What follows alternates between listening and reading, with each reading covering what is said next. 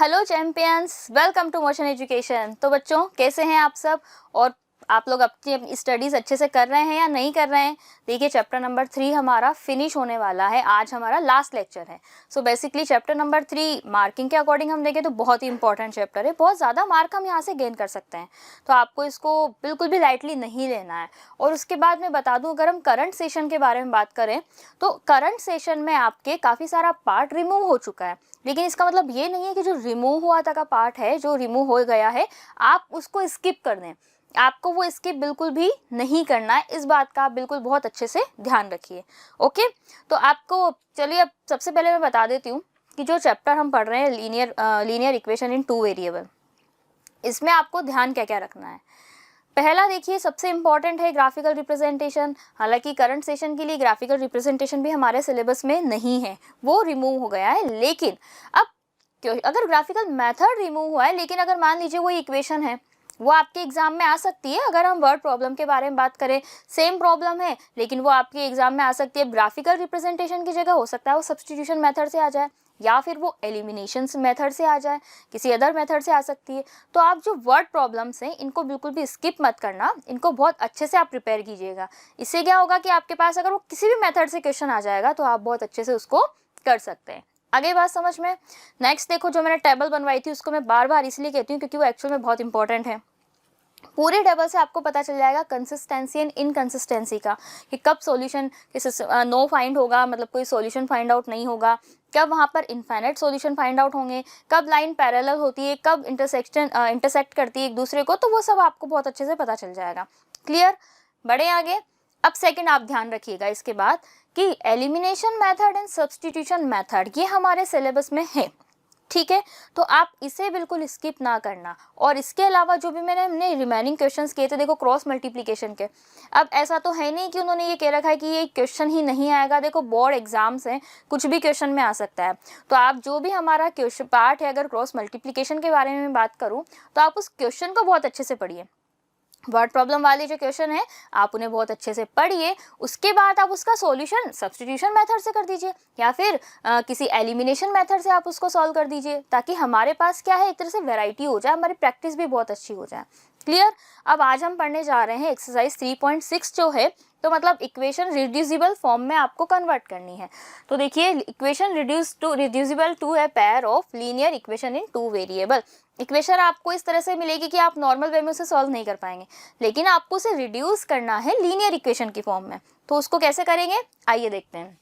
तो यहाँ पर आपको ध्यान क्या रखना है कि बिल्कुल भी क्वेश्चन स्किप नहीं करना, और प्रैक्टिस बहुत अच्छी से आपको करनी है, क्योंकि प्रैक्टिस बहुत ज़्यादा जरूरी है। देखो, अगर मैं क्वेश्चन नंबर 1 के बारे में बात करूँ तो ये हमारी एक्सरसाइज 3.6 है। आप इसको नोट डाउन कर लीजिएगा कौन सी एक्सरसाइज है ये। Solve the following pair of equation by reducing them to a pair of linear equation। अगर ये क्वेश्चन हमारे पास इसी फॉर्म में है, ठीक है, अगर ये क्वेश्चन हमारे पास इसी फॉर्म में है तो क्या आप इसको सॉल्व कर पाएंगे? नहीं कर पाएंगे।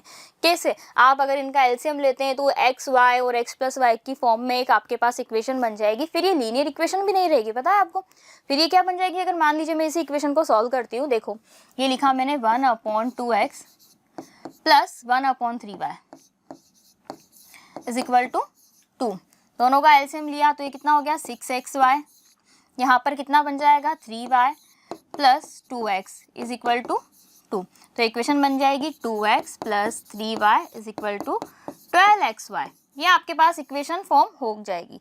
लेकिन अब मुझे बताइए कि क्या ये लीनियर इक्वेशन है। यहाँ पर डिग्री कितनी है, 1 and 1, डिग्री तो 2 हो गई। जब डिग्री 2 होती है तो वो लीनियर इक्वेशन रहती नहीं है, वो क्वाड्रेटिक इक्वेशन बन जाती है। दैट्स वाई हमारा तो ये कंसेप्ट ही यहाँ पर रॉन्ग हो गया। तो ऐसी सिचुएशन में आपको क्या करना है, ध्यान से सुनना। ये है 1/x, यहाँ पर है 1/y। क्या मैं ऐसे कर सकती हूँ, 1/x is equal to p, कर सकती हूँ बिल्कुल। क्या मैंने ऐसा कर लिया, 1/y is equal to q।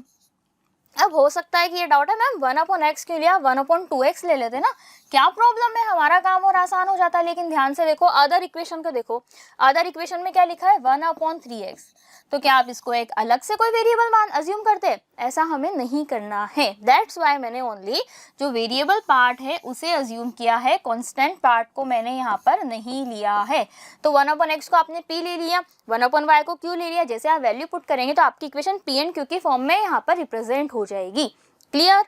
आगे बात समझ में? देखो अब इसी को हम सॉल्व करना स्टार्ट करते हैं।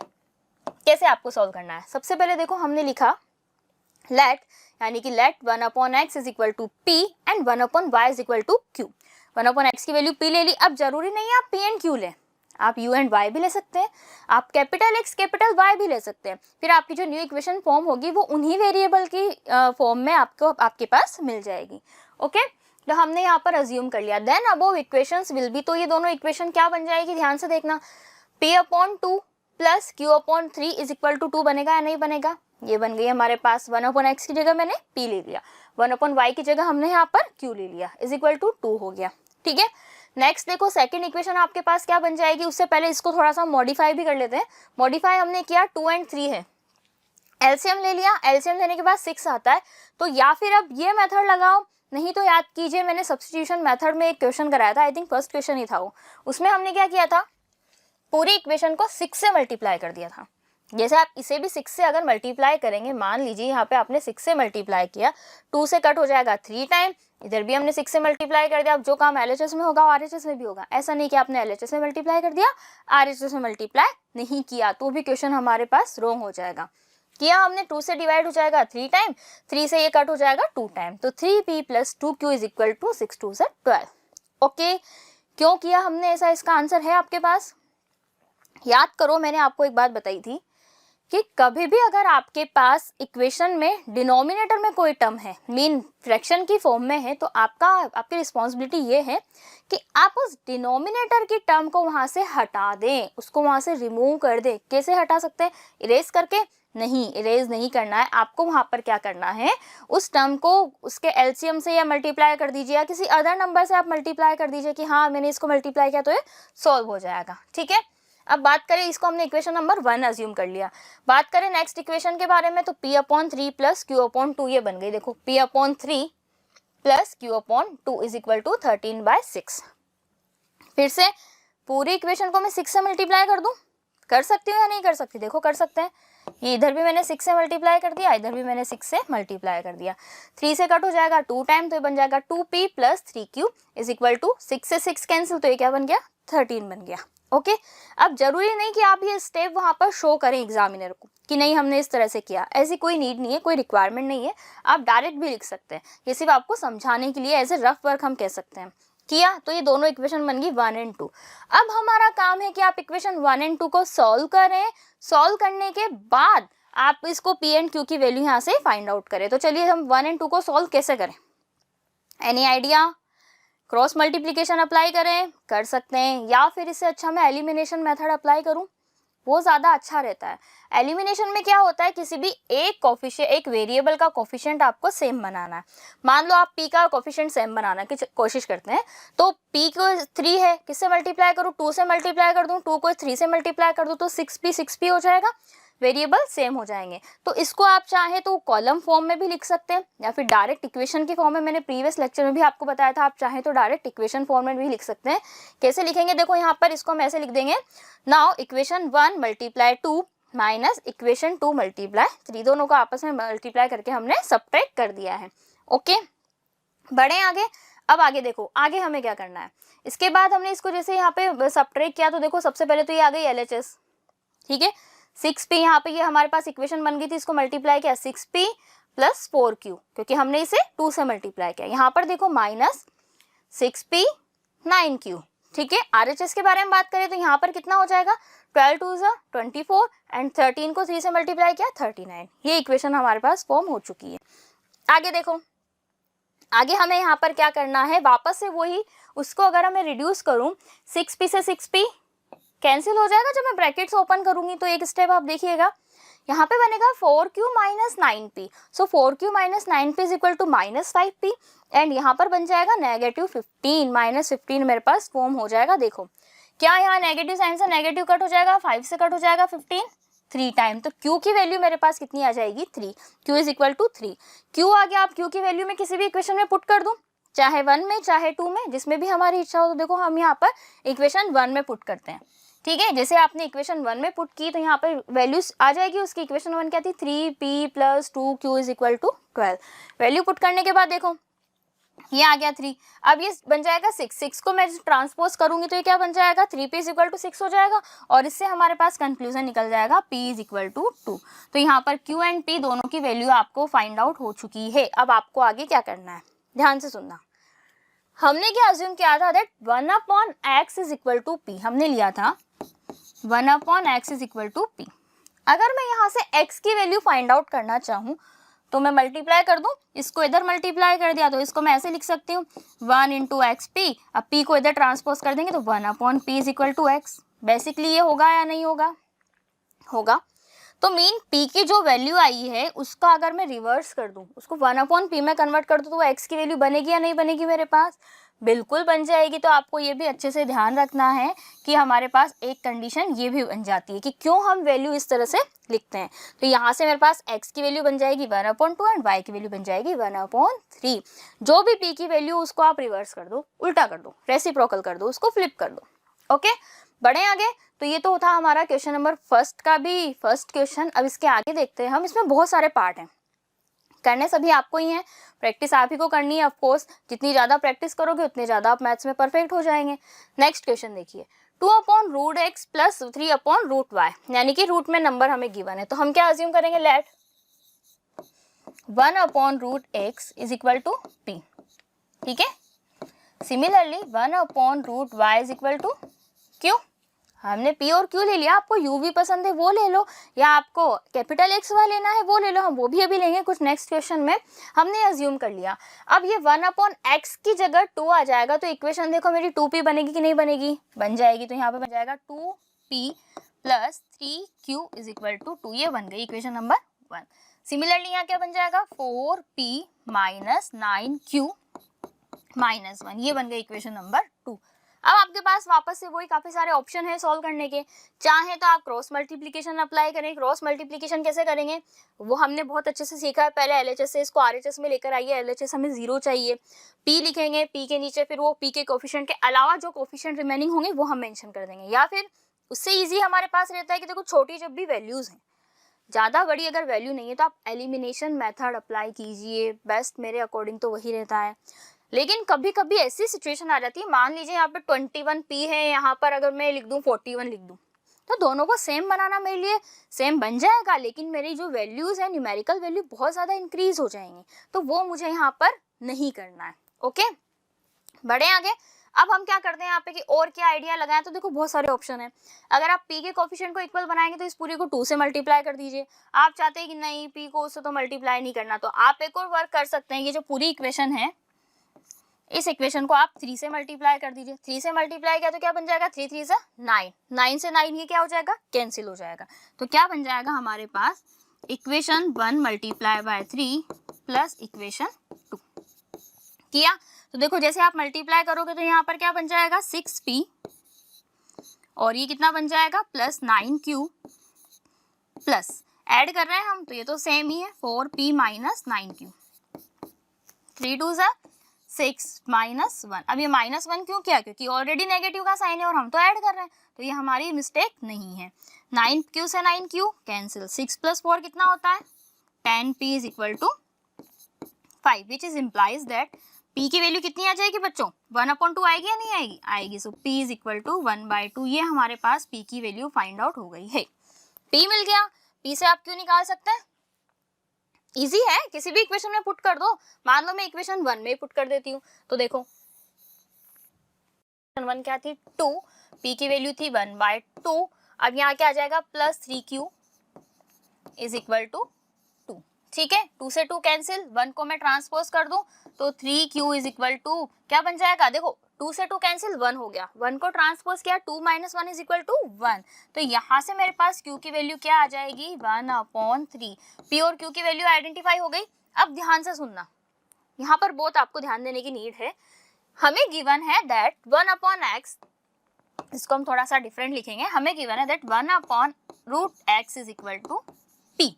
अब अगर मुझे x की वैल्यू फाइंड आउट करनी है तो मैं क्या करूं, इनको ट्रांसपोज कर दूं, तो देखो 1/p is equal to root x होगा या नहीं होगा, होगा, विच इम्प्लाइज दैट अगर मुझे x की वैल्यू फाइंड आउट करनी है तो मैं स्क्वायर कर दूं, स्क्वायर में जैसे ही करूंगी तो 1/p square is equal to x बन गई मेरे पास वैल्यू। तो x की वैल्यू क्या होती है, p की जो वैल्यू है उसका पहले 1 करो, यहाँ पर p की वैल्यू है 1/2, तो x की वैल्यू कितनी बन जाएगी 1/2 स्क्वायर, ठीक है, वो बन जाएगी, सॉरी 2 स्क्वायर बन जाएगी यहाँ पर, 1/2 नहीं,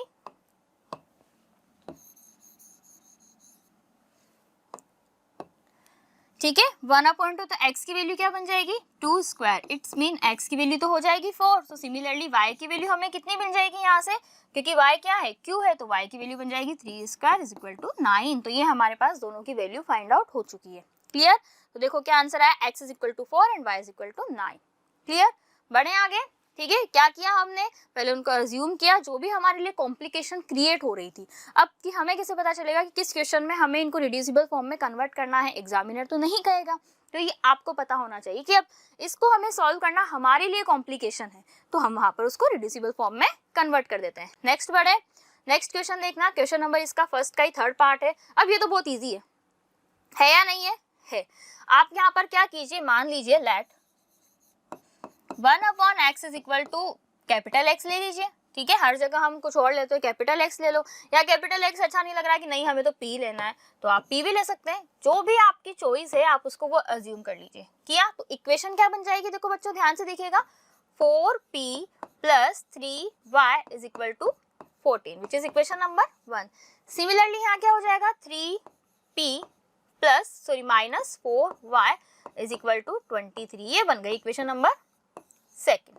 ठीक है, अब आपका काम क्या है, या तो आप इसको 3 से मल्टीप्लाई कीजिए, इसको 4 से मल्टीप्लाई करके आप p का कोफिशिएंट सेम बना लीजिए, या फिर आप y का कोफिशिएंट सेम बनाओ।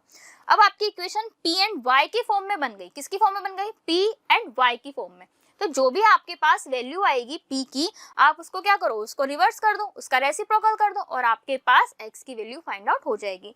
y तो आपको नॉर्मली मिल ही जाएगा, y में कोई कॉम्प्लिकेशन है नहीं। तो जब आप इस क्वेश्चन को सॉल्व करेंगे तो आपके पास देखो आंसर आ जाएगा, x की वैल्यू आएगी 1/5 एंड y की वैल्यू आएगी -2। ओके, सॉल्व कर लेंगे हम, पूरा मेथड मैंने बता दिया किस तरह से करना है। इजी से क्वेश्चन है ये, बहुत आप 1 मिनट भी नहीं लगेगा आपको शायद सॉल्व करने में, पर प्रैक्टिस अगर आप करेंगे तो, अगर आपने ओनली सॉल्यूशन कहीं देखा, कहीं गाइड में, कहीं किसी अदर बुक्स में, तो वो सॉल्यूशन केवल वहीं रहेगा, आपके माइंड में नहीं आएगा। और हमें चाहिए कि सॉल्यूशन हमारे माइंड में फिट हो जाए, हमें पता हो कि हाँ नेक्स्ट स्टेप क्या आने वाली है, इसके बाद हमें कैसे करना है, कैलकुलेशन की स्पीड आपकी कैसे इंक्रीज होगी जितने ज़्यादा क्वेश्चन की आप प्रैक्टिस करेंगे। प्रैक्टिस ही अगर आपने नहीं की है तो स्पीड कैलकुलेशन की आपकी इंक्रीज नहीं हो पाएगी। बढ़े आगे, नेक्स्ट क्वेश्चन देखो, नेक्स्ट क्वेश्चन में हमें क्या करना है, नेक्स्ट क्वेश्चन नंबर 5। अब ये थोड़ा सा चेंज है, इसमें थोड़ा सा हमें कुछ चेंजमेंट करना है। तो पहला चेंज तो ये है कि अब मैम किसे अज्यूम करें, मुझे समझ में नहीं आ रहा, यहाँ पे तो ना x है y है, x y हो गया, क्या कंफ्यूजन क्रिएट है। तो कंफ्यूजन नहीं है बच्चों, ध्यान से देखो उसको। अगर ये कोई भी टर्म डिनोमिनेटर में होती है तो हम उसको न्यूमरेटर में हर एक टर्म के सेपरेटली लिखते हैं या नहीं लिखते हैं, लिखते हैं।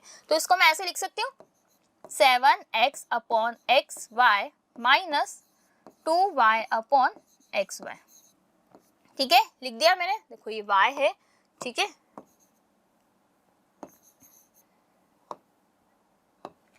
2y/xy, ठीक है, इस तरह से एक्सप्लेन कर दिया, इज इक्वल टू 5 लिखा हुआ है। ठीक, अब कि मैम इनका एलसीएम लेके ट्रांसपोज कर देगा, नहीं एलसीएम तो लेना ही नहीं, एलसीएम लोगे तो फिर वही सिचुएशन आ जाएगी। हमने क्या किया, x से x यहाँ पर कैंसिल हो गया, y से y कैंसिल हो गया, तो आपकी इक्वेशन किस फॉर्म में बन गई यहाँ पर, ध्यान से देखो इक्वेशन क्या बन गई, 7/y minus 2/x is equal to 5। एक तो इक्वेशन ये हो गई। अब सेकेंड इक्वेशन भी सिमिलर बन जाएगी, मैं डायरेक्ट लिख दूं, सेकेंड इक्वेशन को भी आप एक्सप्लेन करेंगे तो सेकेंड इक्वेशन देखो क्या बनेगी, x है तो x वाली टर्म रिमूव हो जाएगी यहाँ पे, तो 8/y plus 7/x is equal to 15। ये दोनों इक्वेशन आपकी यहाँ पर बन जाएगी। अब आपको क्या करना है कि ये तो थोड़ा सा गलत लग रहा है, आगे y आ रहा है, पीछे x आ रहा है, तो क्या प्रॉब्लम है, वेरिएबल का प्लेस ही तो चेंज है, ये कम्यूटेटिव होते हैं, किसी भी प्लेस पे जा सकते हैं, हमने पढ़ा है बहुत अच्छे से। अब आपको क्या करना है, इनको अज्यूम कर लो, 1/x को आप p अज्यूम कर लीजिए। यहाँ पे जैसे कि मैंने अगर यहाँ पे हम साइड में लिखे 1/x is equal to p and 1/y is equal to q, तो आपकी इक्वेशंस देखो दोनों क्या फॉर्म हो जाएगी। मैं पहले इक्वेशन नंबर 1 के फर्स्ट इक्वेशन के बारे में बात कर रही हूँ, अब मैं इनका प्लेस भी चेंज कर रही हूँ। x वाली टर्म मुझे आगे चाहिए तो उसको मैं पहले लिखूंगी, तो यहाँ पे क्या बन जाएगा -2p plus 7q is equal to 5, ये हो गई इक्वेशन नंबर 1। सिमिलरली यहाँ क्या बन जाएगा 7p plus 8y is equal to 15, ये हो गई इक्वेशन नंबर 2। अब आपको क्या करना है, इक्वेशन को मल्टीप्लाई कीजिए, जैसे आप मल्टीप्लाई करेंगे तो आपकी इक्वेशन, आपके पास हमारा आंसर फाइंड आउट हो जाएगा। अब किसका कोफिशिएंट सेम बना है, y का। y में देखो थोड़ी सी कॉम्प्लिकेशन नहीं है बट कैलकुलेशन ज्यादा है, तो बी स्मार्ट बनिए।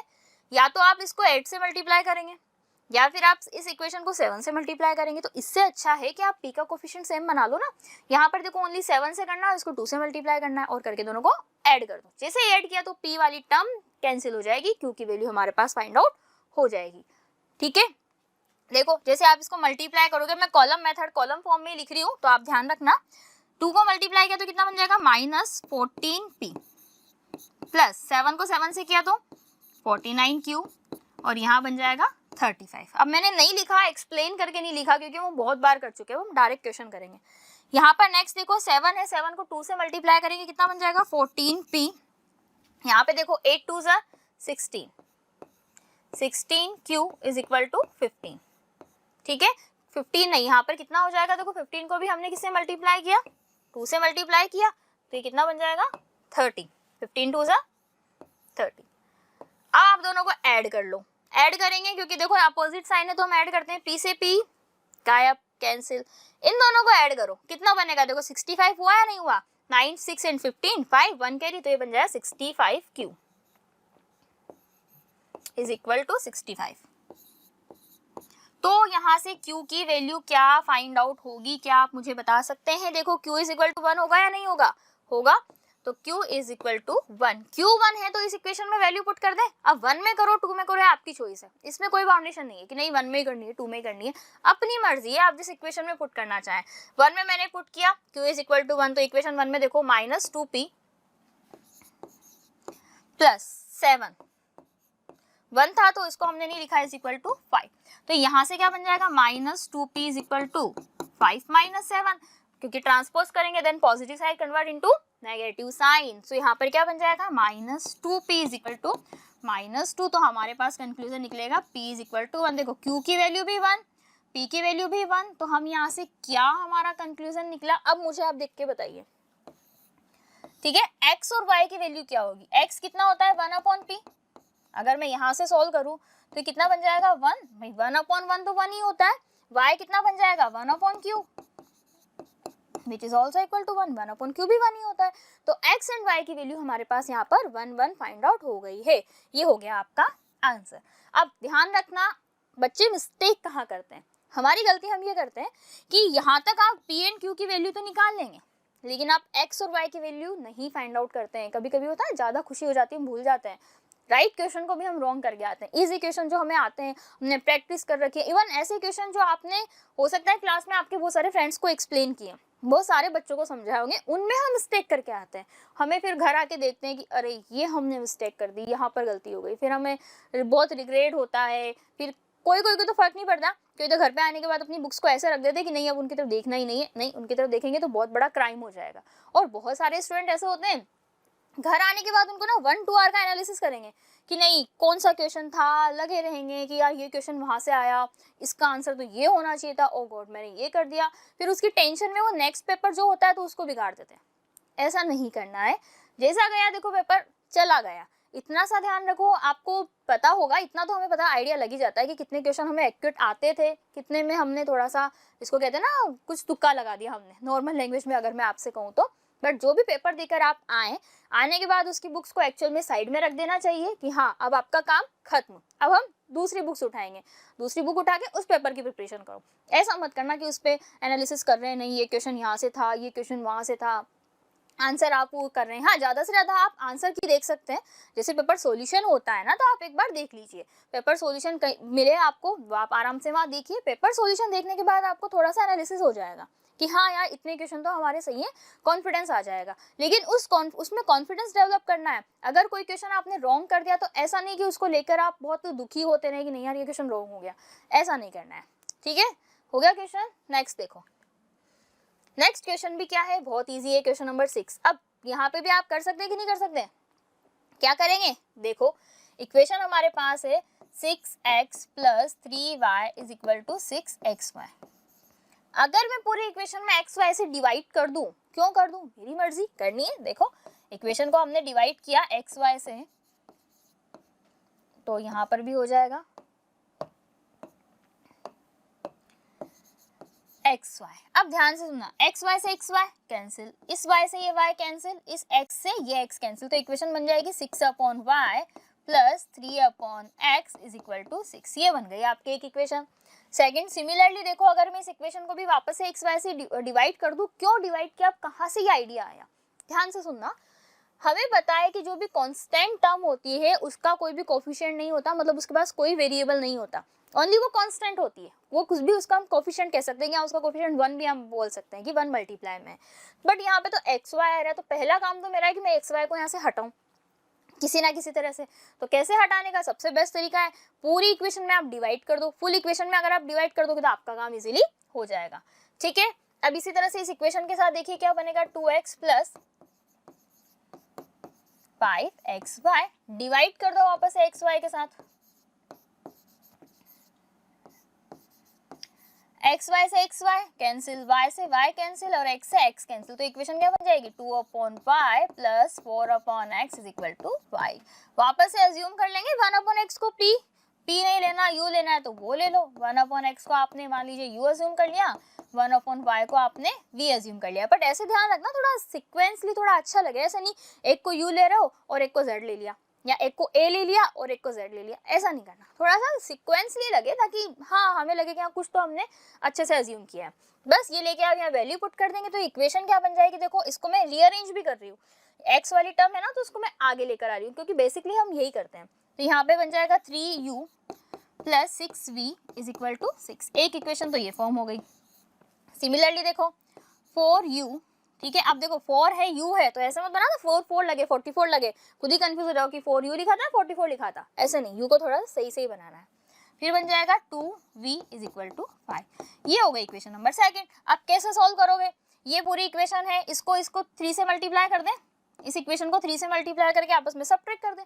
सबट्रैक्ट कर देंगे तो आपके पास v वाली टर्म कैंसिल हो जाएगी, u के फॉर्म में आपकी एक लीनियर इक्वेशन बन जाएगी, आप u की वैल्यू फाइंड आउट कर लीजिएगा। क्लियर, तो u और v की वैल्यू पता चली, फिर x की वैल्यू आप निकालेंगे, तो आंसर आएगा आपका x = 1 and y = 2। Okay, next question. Next question हमारे पास थोड़ा अच्छा है, कॉम्प्लिकेटेड भी है, कॉम्प्लिकेटेड नहीं है, बस एक स्टेप तक आप पहुंच जाओगे फिर आपका सॉल्यूशन इजी हो जाएगा। अब हमारे पास वापस से वही चैलेंज है, एक ही हमारे पास x भी है y भी है, क्या अज्यूम करें, किसे अज्यूम करें, ध्यान से देखना।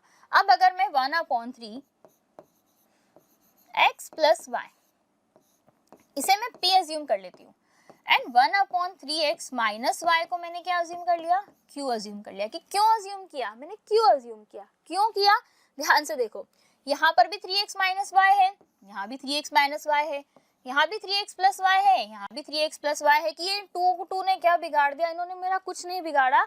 बट हमारे पास ये है कि अगर मैं 2 को अज्यूम करती तो फिर यहाँ पे मेरे पास वैल्यू दिक्कत आती, तो इसलिए हम ओनली वेरिएबल्स को ही अज्यूम करेंगे। कि फिर आपने ये 3 को क्यों ले लिया, क्योंकि देखो 3x - y पूरा एक ही साथ है, ठीक है, इसलिए हमने दोनों को साथ में ले लिया। अगर दोनों में मान लो कॉमन होता तो हम उनको भी अज्यूम कर लेते, मान लीजिए यहाँ पे 2 होता ना तो हम पूरे को p q 1/2 भी साथ में ले लेते।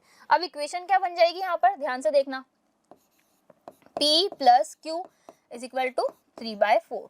मल्टीप्लाई कर दूं, क्रॉस मल्टीप्लाई, या फिर अभी रुक जाओ इसको ऐसे रहने दो। इक्वेशन नंबर 1 यहाँ पर बन जाएगा अपने पास p/2 प्लस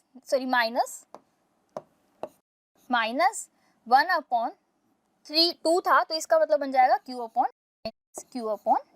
ये बन गया, इज इक्वल टू था 1/8 बट माइनस था। अब ध्यान से सुनना, यहाँ पर हम थोड़ी सी हमारे माइंड का यूज करेंगे।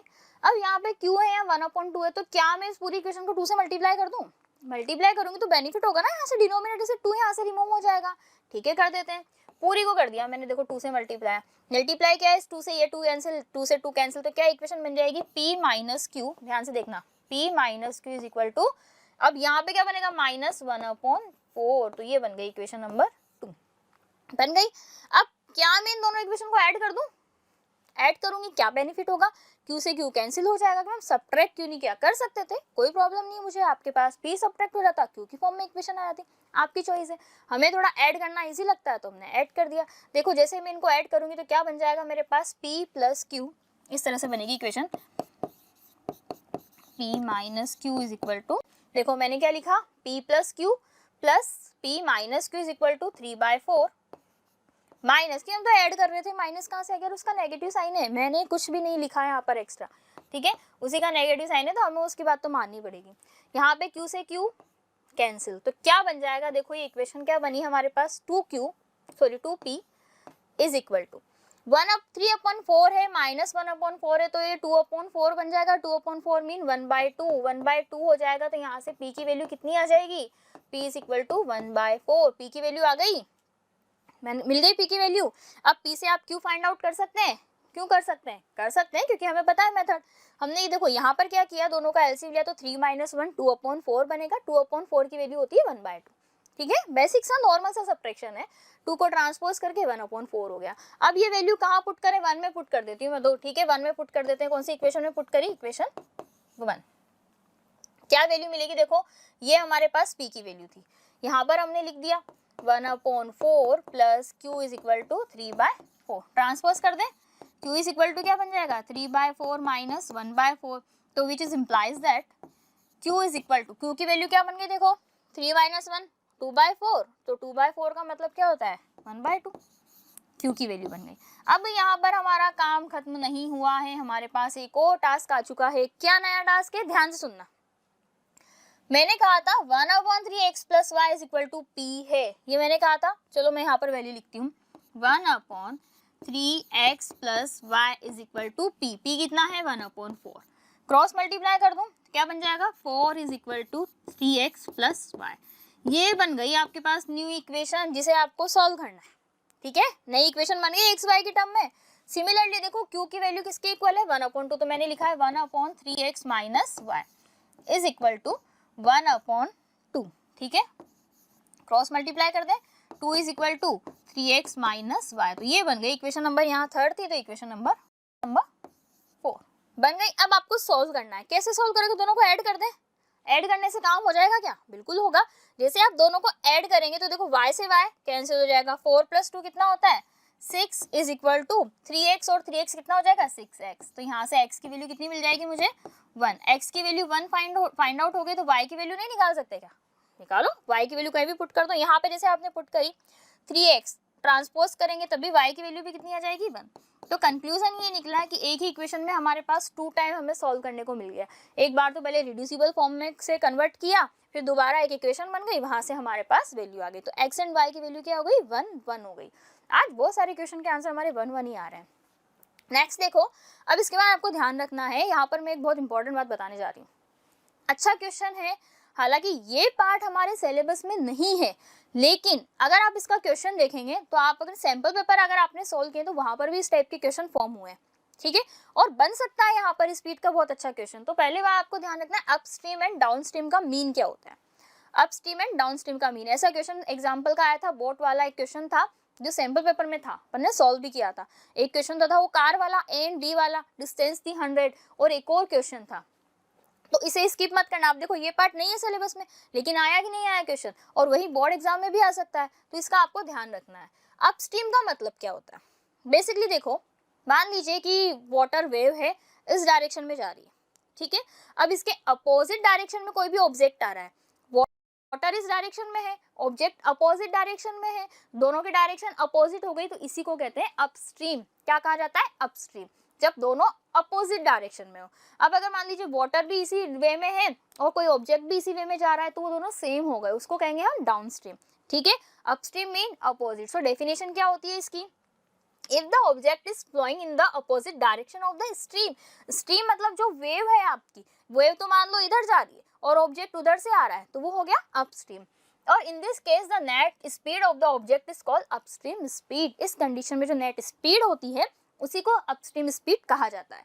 अब आप खुद मुझे बताओ, कभी कभी आप, अच्छा साइकिलिंग कितने करते हैं, साइकिलिंग करी आप सबने, तो अगर समर के टाइम पे आपने देखा होगा, मान लो आप इस डायरेक्शन में चल रहे हो और बहुत तेज हवा उधर से आ रही है, ठीक है, बहुत ही ज्यादा स्पीड है, विंड स्पीड बहुत ज्यादा है, आप साइकिलिंग कर रहे हो, तो आपकी स्पीड बढ़ेगी या कम होगी? ऑफ कोर्स कम होगी। कितना ऐसा फोर्स लगता है ना कि आप अगर वहाँ 2-3 पैडल लगाते हैं तब भी साइकिल ऐसा लगता है बहुत थोड़ी सी आगे गई है, ज्यादा आगे नहीं गई है। साइकिलिंग जो करते हैं उनको बहुत अच्छे से पता है। पैदल भी अगर आप जाते हैं तब भी आप इसे रियलाइज कर सकते हैं, बट साइकिलिंग में बहुत अच्छे से आप इसको एक्सप्लेन कर सकते हैं, ठीक है। तो स्पीड आपकी कम होती है कि बढ़ती है? कम हो जाती है। तो अगर मैं अप स्ट्रीम की बात करूँ, स्पीड बढ़ेगी या कम होगी? कम हो जाएगी। क्लियर? डाउन स्ट्रीम में देखो, डाउन स्ट्रीम का मीन होता है if the object is flowing along the direction of the stream, कि एयर भी इस डायरेक्शन में चल रही है, आप भी साइकिलिंग इस डायरेक्शन में कर रहे हैं। कितना अच्छा लगता है उस टाइम पे साइकिलिंग करना, ऐसा लगता है एक आपने 1 पैडल आपने दिया, 1-2 पैडल, और साइकिल बहुत आगे तक गई, ठीक है, तो स्पीड आपकी बढ़ जाएगी। तो दोनों स्पीड को मैं प्लस कर दूं, मान ले आपकी स्पीड x थी, एयर की स्पीड y थी, तो दोनों x + y हो जाएगी नेट स्पीड, और प्रीवियस कंडीशन में x - y हो जाएगी। क्लियर? ये आ गया समझ में? अब इसको हम थोड़ा सा विजुअलाइज करते हैं। कैसे करते हैं? देखो, अब हम पहले तो हम कार चलाते थे, आज हम बोट चलाएंगे। यहाँ पर जैसे कि देखो आ गया वाटर, ठीक है, आ गया वाटर। अब इस वाटर की डायरेक्शन बताइए आप मुझे, किस डायरेक्शन में? देखो इस ये वाली डायरेक्शन है या नहीं है वाटर की? ध्यान से देखो, देखो इसकी ये डायरेक्शन है, ठीक है, ये इसकी डायरेक्शन हो गई। अब मान लो कि कोई पर्सन यहाँ पर आता है, ठीक है, ठीक है, चलिए कोई पर्सन आएगा। अब देखो उस डायरेक्शन में आ रहा है, उसको आने में कितना टाइम भी लग रहा है। वाटर की डायरेक्शन ये है, लेकिन पर्सन की डायरेक्शन ये है, बोट की डायरेक्शन इधर है, तो दोनों अपोजिट डायरेक्शन है। अपोजिट डायरेक्शन है मतलब ये कौन सी कंडीशन बन गई? अपस्ट्रीम की कंडीशन बन गई। और इस कंडीशन में स्पीड हमारी कितनी होती है? कम। तो इस कंडीशन में अगर मैं स्पीड हो जाएगी तो हो जाएगी x - y, ठीक है।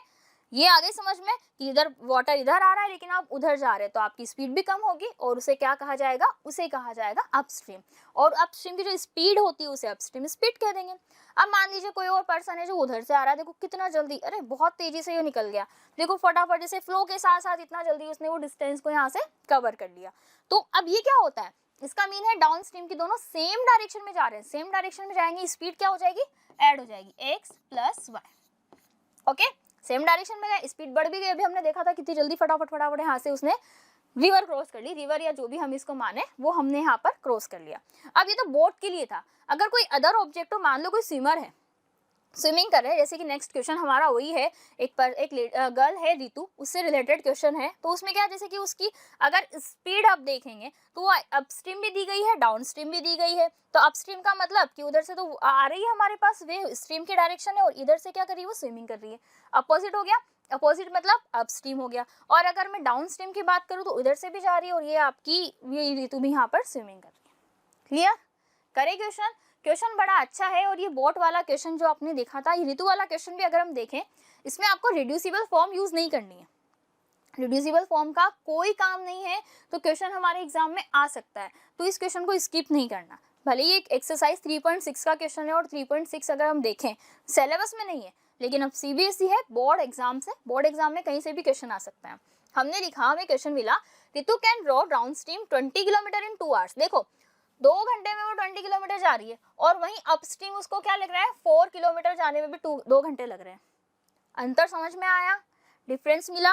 क्या मिला? 2 घंटे में वो 20 किलोमीटर जा रही है, यहाँ पर 2 आवर्स में वो ओनली 4 किलोमीटर जा रही है। पहले ही समझ में आ गया कि अपस्ट्रीम डाउन स्ट्रीम होते क्या है। Speed of flowing in still water, still water का मतलब है कि यहाँ पे वाटर मूव नहीं कर रहा, और उसकी स्पीड आपको बतानी है, ठीक है। और सेकंड आपको बतानी है स्पीड ऑफ करंट। करंट का मतलब करंट नहीं डालना उसके अंदर, करंट का मतलब जो स्पीड है उसकी, वेव की, स्ट्रीम की। सबसे पहले हमने इनको x y अज्यूम कर लिया। स्टिल वाटर में ऋतु की स्पीड थी x km/h। किलोमीटर क्यों लिया? क्योंकि देखो किलोमीटर एनआर में दिया है, तो वो हमने अज्यूम कर लिया। And the speed of current y kilometre हो गई। अब आपको इसके आगे क्या करना है? Then downstream speed. डाउनस्ट्रीम में क्या करेंगे? नहीं, डाउनस्ट्रीम का मतलब ऐड करेंगे, सेम डायरेक्शन में जाएगा। अगर डाउनस्ट्रीम है तो किस डायरेक्शन में? सेम डायरेक्शन में जाएगा, तो x + y km/h। और अपस्ट्रीम में x - y हो जाएगा, अभी मैंने बताया था आपको। According to the first condition, पहली कंडीशन में क्या कहा, अब ध्यान से सुनना, यहाँ पे बड़ा अच्छा क्वेश्चन बन सकता है कि मैम आपको तो पहले से पता है, आपने पहले सॉल्यूशन देख लिया होगा इसलिए आप फटाफट से आंसर बता रहे हो, बट हमें नहीं समझ में आता कि हमें यहाँ पर क्या लेना है, टाइम लेना है, डिस्टेंस लेनी है। एक कार वाला क्वेश्चन किया था, वहाँ आपने डिस्टेंस का फॉर्मूला लगा दिया था, डिस्टेंस स्पीड और टाइम वाला आपने वहाँ पर एक फॉर्मूला लगा दिया था। अब यहाँ पर आप time is equal to distance upon speed कर रहे हो, ऐसा क्यों कर रहे हो? हमें इसका आंसर चाहिए, बिल्कुल आंसर मिलेगा, ध्यान से देखना। ये क्या गिवन है, टाइम, ये भी क्या है, टाइम, टाइम ही है ये, ठीक है। तो आपको क्या पता है कि हमें टाइम गिवन है, तो इसका मतलब टाइम से रिलेटेड ही आपको यहाँ पे कुछ लिखना है, टाइम का ही आपको यूज करना है। सेकेंडली यहाँ पर आपको डिस्टेंस भी पता हो गई, ये हो गई डिस्टेंस, ठीक है, और ये आपकी स्पीड हो गई। दैट्स वाई मैंने यहाँ पर टाइम लिया। अभी जैसे कि देखो हम लिखेंगे और स्पीड हम ये वाली यूज करेंगे, ठीक है, ये तो पर्टिकुलर है, लेकिन हम अपस्ट्रीम और डाउनस्ट्रीम की बात करें तो ये वाली स्पीड यूज करेंगे। यहाँ पर भी गलती मत कर देना, यहाँ पर भी आपको ये चीज ध्यान रखनी है। सो टाइम कितना लिया, अगर फर्स्ट कंडीशन में 2 आवर्स लिए, डिस्टेंस थी 20, लेकिन स्पीड क्या थी, क्योंकि वो डाउनस्ट्रीम थी तो स्पीड थी x प्लस वाई, बन गई इक्वेशन। अब यहाँ पर 2 से ये 20 कैंसिल हो जाएगा 10 टाइम, तो इक्वेशन क्या बन जाएगी, x plus y is equal to 10। ये इक्वेशन नंबर 1 हमारे पास फॉर्म हो गई। सेकेंड कंडीशन देखें, सेकेंड कंडीशन में आप बता दीजिए मुझे क्या होगा, स्पीड है हमारे पास, टाइम तो उसने 2 आवर्स लिया, डिस्टेंस उसने कितनी ली 4, तो यहाँ 4 बन जाएगा और नीचे x माइनस वाई बन जाएगा। देखो according to the second condition time is equal to distance upon speed, so time हो गया और यहाँ से हम 2 से 2 कैंसिल, 4 कैंसिल हो गया 2 टाइम, रिमेनिंग क्या हो गया x minus y equal to 2, ठीक। अब ध्यान से सुनो, प्रीवियस क्वेश्चन पे जाइए, माइंड में रिकॉल कीजिए कार वाला क्वेश्चन। हमें a और b वहां पर गिवन थे, क्या गिवन थे, हमें डिस्टेंस गिवन थी, टाइम भी हमारे पास पता था, हमें ऑलरेडी उन्होंने दे रखा था कि इसको 5 आवर्स लगते हैं, एक बार 1 आवर लगते हैं, वो भी हमें पता था। अब डिस्टेंस गिवन थी ना, दैट्स व्हाई मैंने लिखा डिस्टेंस का फॉर्मूला। यहाँ पर मुझे टाइम गिवन था इसलिए मैंने टाइम का लिखा, डिस्टेंस क्या लिखा मैंने, टाइम इनटू स्पीड, ये लिखा था और इसी को यूज किया था। यहाँ पर टाइम गिवन था, दैट्स व्हाई मैंने टाइम वाला फॉर्मूला यूज किया था। अब बताइए मुझे, क्या ये कहीं से कहीं तक रिड्यूसिबल फॉर्म वाला कुछ कंसेप्ट लग रहा है क्या? यहाँ पर नहीं लग रहा, नॉर्मल सी इक्वेशन है, क्या हम इसे सॉल्व कर सकते हैं? बिल्कुल कर सकते हैं। देखो ये 2 इक्वेशन बन गई, क्या करें, दोनों को ऐड कर दो, ऐड करने पे ज्यादा अच्छा रहेगा। दोनों इक्वेशन को जैसे मैंने ऐड किया, इधर साइड में हम कर लेते हैं, आपको सीक्वेंसली करना है, फिर चलो हम सीक्वेंस में करते हैं, ऐड इक्वेशन 1 एंड 2। प्रेजेंटेशन का ध्यान रखना है, दैट्स व्हाई मैं आपको प्रॉपर प्रेजेंटेशन ही बताती हूँ हमेशा, ताकि इसमें आप मिस्टेक ना करें, क्योंकि मैथमेटिक्स में यही बोलते हैं कि डांस थोड़ी ना है, मैथमेटिक्स से तो स्टेप्स के मार्क्स क्यों मिलेंगे, लेकिन यहाँ भी हमारा प्रेजेंटेशन ऑफ कोर्स जरूरी होता है।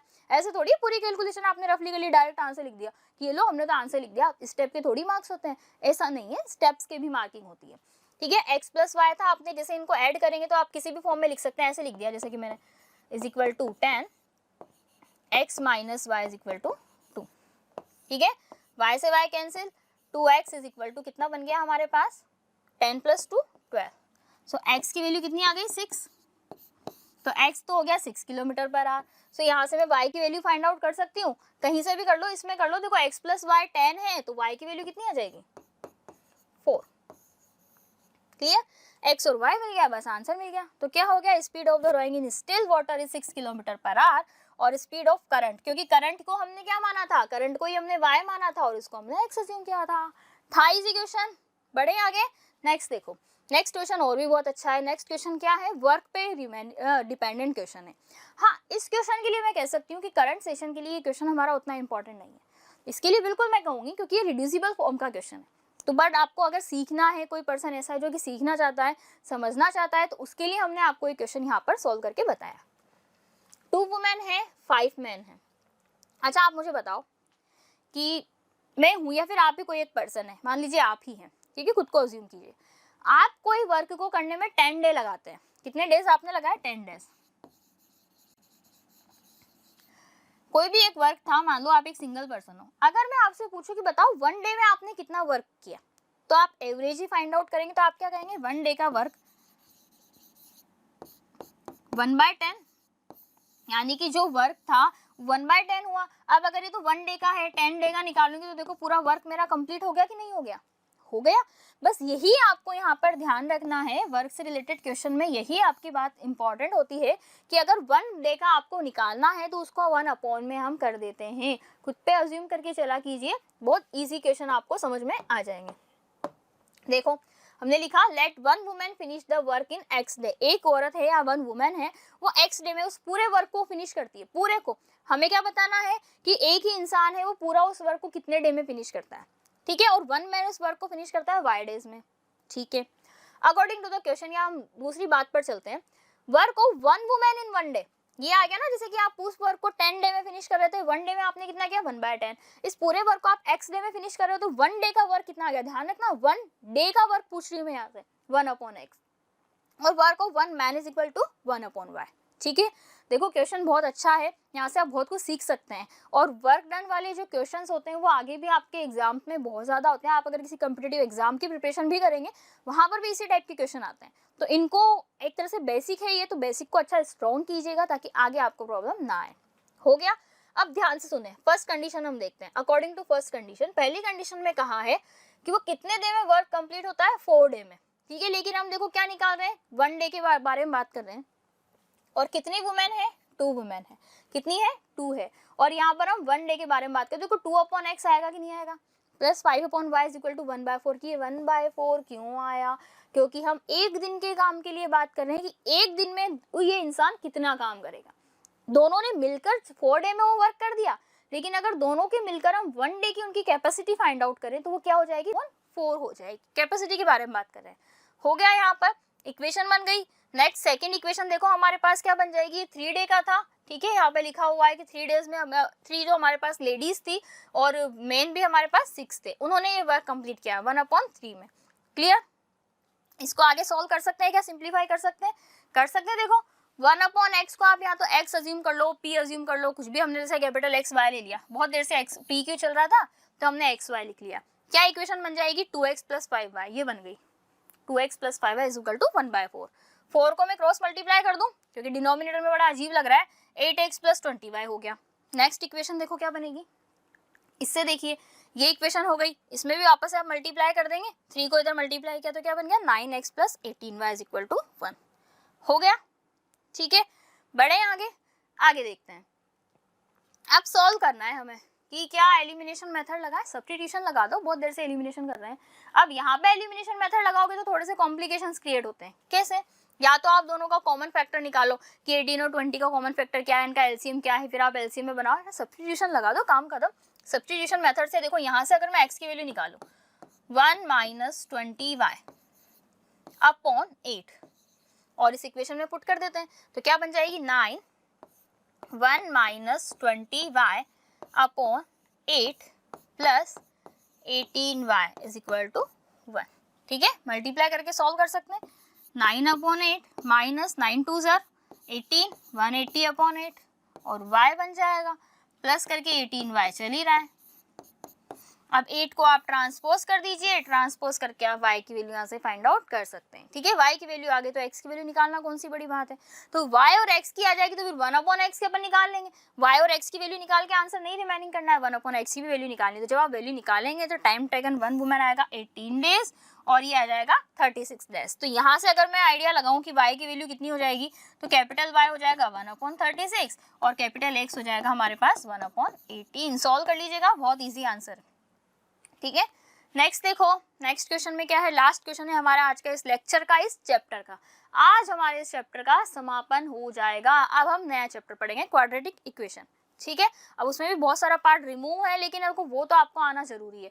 अगर आपको यही नहीं पता होंगे कि उसके फैक्टर्स कैसे फाइंड आउट करने हैं, क्या क्या इसके जीरो होते हैं, अल्फा बीटा कैसे निकालने, तो फिर तो कोई सेंस नहीं है। अब हमारे पास दिया है कि एक पर्सन है रूही, वो ट्रेवल करती है 300 किलोमीटर। टोटल कितने ट्रेवलिंग है, 300 हर होम के लिए, पार्शली बाय ट्रेन। कुछ तो वो ट्रेन से जाती है और कुछ हो जाती है बाय बस, ठीक है। यानी कि आधा तो ट्रेन से जाना पड़ता है उसको, आधा ट्रेन बस से जाना पड़ता है। तो टोटल उसको लगा 4 आवर्स। अगर वो 60 किलोमीटर तो बस से ट्रेन से जाती है एंड रिमेनिंग, अब देखो 60 अगर वो ट्रेन से गए तो रिमेनिंग 240 हुआ कि नहीं हुआ, हो गया। तो रिमेनिंग 240 किलोमीटर वो किससे जाएगी, बस से जाएगी। Similarly if she travel 100 kilometre by train, 100 train से गई तो बस से कितना जाएगी, 200 जाएगी, क्योंकि पूरी डिस्टेंस तो 300 ही है। ऐसा तो है नहीं कि वो अगर आपकी डिस्टेंस है वो एक्सटेंड हो जाएगी या फिर कम हो जाएगी, ठीक है। She take 10 minutes longer, 10 minute उसको ज़्यादा लगते हैं। अब हो सकता है कभी कभी लग जाते हैं, आप रूट चेंज करते हैं तो टाइम थोड़ा ज़्यादा लग जाता है। तो उसकी दोनों की, ट्रेन और बस की स्पीड निकालनी है। ट्रेन की x ले ले तो बस की y, कि नहीं आप हमें तो बस की x लेनी तो वो x ले लो, फिर पूरे क्वेश्चन में x y की जगह थोड़ी सी चेंजेस हो जाएगा। अब हमें क्या पता है, ठीक है, according to the first condition, पहली कंडीशन ये कहती है 60/x plus 240/y equal to 4। ये क्या हुआ, ये क्या गड़बड़ हो गई? गड़बड़ नहीं हुई, ध्यान से देखो। हमें क्या गिवन है, टाइम, ठीक है। टाइम क्या होता है हमारे पास, डिस्टेंस अपॉन स्पीड होता है कि नहीं होता, अभी थोड़ी देर पहले बताया था। तो x यानी कि ट्रेन से कितनी डिस्टेंस कवर करी उसने, 60 किलोमीटर, बस से कितनी करी, 240 किलोमीटर। तो कितना टाइम लगेगा, तो देखो एक तो ये हो गया टाइम t1, ये हो गया t2 और ये हो गया कैपिटल T। मतलब ये हो गया बस ट्रेन का टाइम, ये हो गया बस का टाइम और ये हो गया टोटल टाइम। ये ठीक है, स्पीड ऑफ ट्रेन थी तो ट्रेन का टाइम, बस का टाइम, टोटल टाइम। क्लियर, ये कंसेप्ट लगा। अब यहाँ भी क्यों, क्योंकि हमें टाइम गिवन था, दैट्स व्हाई हमने टाइम का लगाया। अब हम क्या करें इसको, अभी इसको एज इट इज रहने देते हैं, सेकंड कंडीशन भी हम पहले लिख लेते हैं, सिंप्लीफाई बाद में करेंगे। ध्यान से देखना, ये हो गया t1 ट्रेन का टाइम, t2 बस का टाइम और ये कैपिटल T। कैपिटल T अब ये कि 25/6 कहाँ से आ गया, अब ध्यान से सुनना, आ जाइए इधर। हमें गिवन है कि 10 मिनट ज्यादा लगते हैं, नॉर्मल उसको लग रहे थे कितने, 4 आवर्स लग रहे थे, तो ये कितना हो गया, 4 hour plus 10 minutes, 4 hour plus 10 minute. अब हमारा काम है, देखो कभी भी ऐड करेंगे सेम यूनिट में सेम होता है। आ जाओ क्लास 4th पे, 10 से डायरेक्ट 4th पे, हमारा डायरेक्ट हम कौन सी क्लास में पहुंच गए, 4th 5th क्लास में पहुंच गए। मिनट को अगर मैं आर में कन्वर्ट करूंगी तो 10/60 हो जाएगा कि नहीं हो जाएगा, हो जाएगा। 0 से 0 कैंसिल, तो ये क्या बन गया, इधर ध्यान से सुनो, ये बन गया ना 4 प्लस 1/6, ये आर में कन्वर्ट हो गया। इसको सॉल्व करूंगी तो कितना आ जाएगा, 25/6 आर आएगा कि नहीं आएगा, आएगा। तो मतलब उसको अगर मैं आर में कन्वर्ट करूँ तो इतना टाइम यहाँ पर उसको टोटल लगेगा। क्लियर है, दैट्स वाई यहाँ पे 25/6 आ गया, कहीं डायरेक्ट मैजिक से नहीं आया। वैसे मैजिक ही है, मैथ्स एक मैजिक ही है, ठीक है, कुछ भी कर सकते हैं मैथमेटिक्स में। तो अब इसके बाद आप आगे देखेंगे, ठीक है। अब इसके बाद आगे देखें, आगे ये हमारे पास क्वेश्चन बन गया, ये हमारा थोड़ा फॉर्मूला, इसको सॉल्व कर लेंगे। सॉल्व कैसे करना है, 1/x को सॉल्व कर लेंगे, 1/x को कैपिटल X ले लो, या 1/x को क्या ले लें आप, u ले लेंगे, 1/y को आप v अज्यूम कर लेंगे, तो ये क्या बन जाएगा, 60u plus 240v is equal to 4। Similarly यहाँ पे क्या बन जाएगा, अब देखो उसको यहाँ पे लेने से पहले आप सॉल्व भी कर सकते हैं। सॉल्व कैसे कर सकते हैं, क्या कुछ सिंप्लीफाई हो रहा है, चलिए नेक्स्ट स्टेप में अपन देख लेंगे, सॉल्व बाद में देखते हैं, पहले इसको लिख लेते हैं as it is. 100u plus 200v is equal to 25/6। Implies करके मैंने लिख दिया, सॉल्व करके अपन उधर बता देंगे। क्या पूरी इक्वेशन को मैं 4 से डिवाइड कर दूं, क्या डिवाइड हो जाएगा, हो जाएगा। कितने टाइम, अगर मैं यहाँ डिवाइड करूंगी होगा कि नहीं होगा, होगा 15 टाइम, तो ये बन जाएगा 15u प्लस, क्या मैं ऐसे भी कह सकती हूँ 4 कॉमन ले लिया, ये भी मैं कह सकती हूँ। डिवाइड करने का मीन बेसिकली कॉमन लेना ही होता है। क्या यहाँ से हो जाएगा 60 time 60u is equal to 1, तो ये बन गई हमारे पास इक्वेशन नंबर 3। यहाँ पे हो जाएगा, देखो 25 से कट हो रहा है, कितने टाइम, 4 टाइम, तो 4u, देखो वापस से 44 मत कर देना, ठीक है, u है तो थोड़ा अच्छे से बनाना।